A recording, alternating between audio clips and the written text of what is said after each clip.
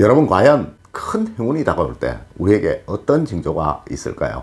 혹시 이것이 꿈으로 나타나지는 않을까요? 네, 이러한 경우가 아주 많습니다. 비단 요즘 유행하는 복권뿐만 아니라 삶이 달라질 때, 큰 성취가 이루어질 때는 많은 분들이 꿈을 꿉니다. 네, 이를 우리 학문에서는 예지몽이라고 하는데요. 과연 이 예지몽은 어떤 것들이 있을까요? 우리 한번 알아보도록 할까요? 여러분 안녕하세요, 이정재입니다.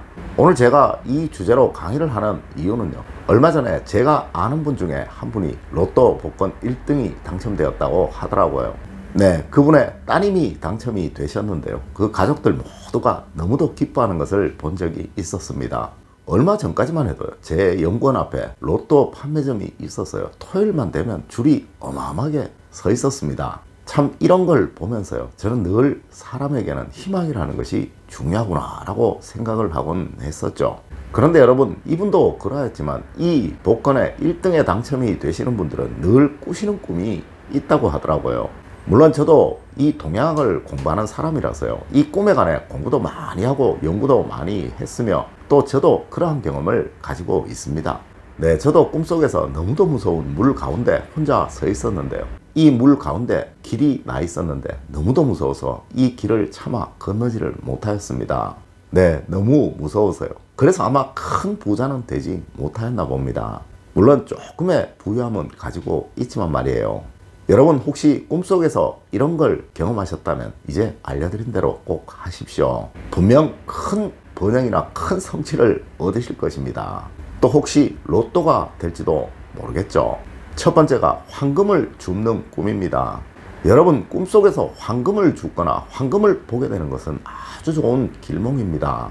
네, 물론 이는 그 줍는 속도만큼의 번영을 얻게 된다라고 하는 것을 예지하는 거예요.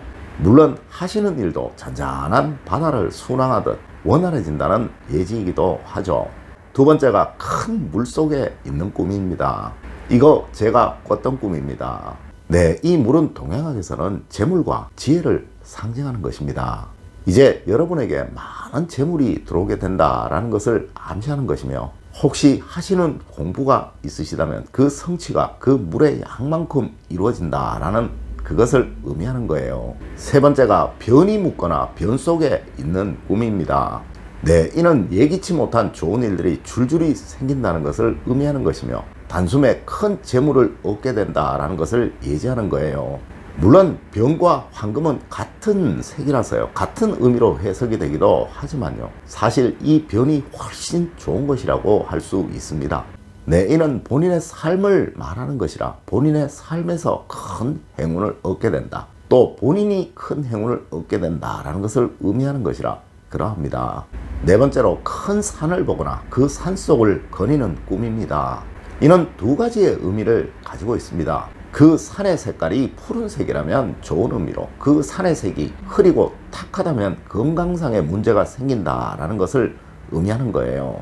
네, 푸른색의 산길을 걷거나 그 푸른색의 산 가운데 있는 여러분을 발견하신다면, 여러분은 이제 금전적으로 크게 부유해지거나 사람들의 주목을 받을 일이 생긴다라는 것을 예지하는 것이라는 겁니다. 물론 많은 상속을 받거나 현재 자산이 크게 증식한다는 것을 의미하기도 합니다. 다섯 번째로 태양이 솟아있는 것을 보는 경우입니다. 아마 누군가 저에게 꿈 중에서 가장 좋은 꿈이 무엇이냐고 묻는다면 저는 단연코 이 태양에 관한 꿈이 가장 좋다고 말을 할 것입니다. 물론 그 중에서도 가장 좋은 꿈은 태양이 솟아나는 것을 보는 꿈이에요. 네, 이는 이제 여러분의 삶이 번영 일로를 달리게 된다라는 것을 예지하는 것이며, 지금껏 숨겨져 있던 여러분의 운들이 모두 드러나게 된다는 것을 예지하기도 하는 것입니다. 여섯 번째가 높은 건물에 오르는 꿈입니다. 네, 이는 평소 간절했던 소망이 이루어진다는 것을 예지하는 꿈이에요. 물론 그 오른 높이만큼의 성과가 이루어진다라는 것을 예지하기도 하죠. 아마 이런 꿈을 꾸신 여러분이시라면 이제 머지않아 지금껏 여러분을 괴롭히시던 모든 문제들이 다 해결이 되고 이제 행복한 나날이 다가온다라고 해석하셔도 무리는 없을 것입니다. 일곱 번째가 용이나 봉황을 꿈속에서 보는 경우입니다. 이는 가까운 미래에 큰 출세를 하게 된다는 것을 의미하는 것이고요. 또한 많은 부동산이나 많은 명예를 얻게 된다라는 것을 예지하기도 하는 것입니다. 네, 물론 이는 뜻밖의 횡재로 많은 부를 얻게 된다는 것을 의미하기도 합니다. 하여 이러한 꿈을 꾸신 여러분은 이제 지속적인 성장이 계속된다라고 생각하셔도 무리는 없을 것입니다. 물론 지금껏 여러분을 괴롭히던 근심과 괴로움은 모두 사라진다는 것을 의미하기도 하죠. 여덟 번째가 피를 흘리거나 피를 묻히는 꿈입니다. 네, 이는 지금껏 여러분을 괴롭히던 모든 고민이나 근심들이 해결된다는 것을 예지하는 꿈입니다. 물론 흘린 피나 묻힌 피만큼 행복은 찾아오게 되겠죠. 혹시 이 꿈을 꾸신 분들이시라면 이제 사업은 번창할 것이며 명예가 크게 상승할 것이며 지금껏 자신을 힘들게 했던 모든 어려움들이 어느 순간 해소되는 그런 경험을 하시게 될 것입니다.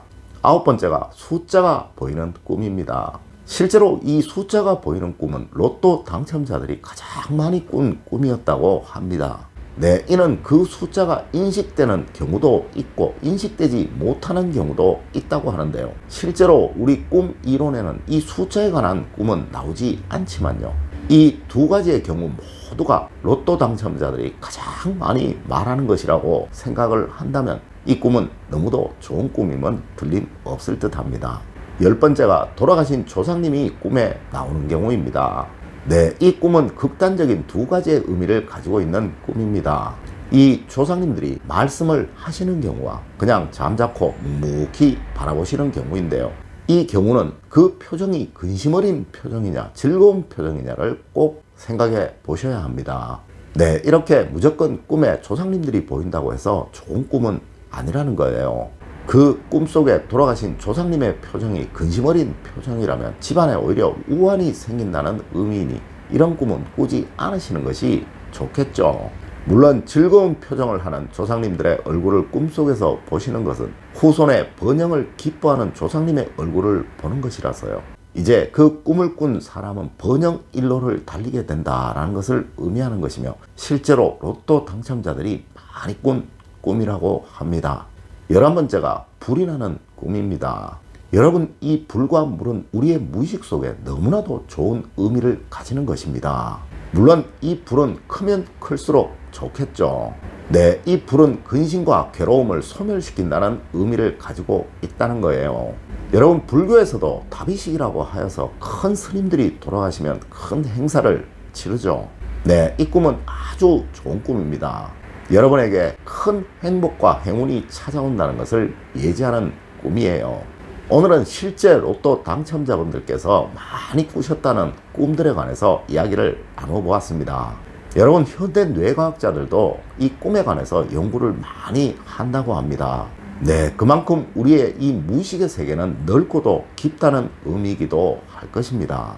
혹시 여러분들 오늘 알려드린 이러한 꿈을 꾸셨다면 여러분에게 행운과 행복이 찾아온다는 것을 의미하는 것이니 로또를 한번 사보시는 것은 어떠실까요? 저는 늘 여러분 가정이 행복과 번영, 사랑만 가득하시기를 기원드리며 또 그러한 길로 인도해 드리도록 노력하겠습니다. 늘 올바른 학문과 올바른 지식을 여러분들께 전하도록 노력하겠습니다. 여러분 긴 시간 감사드립니다. 감사합니다.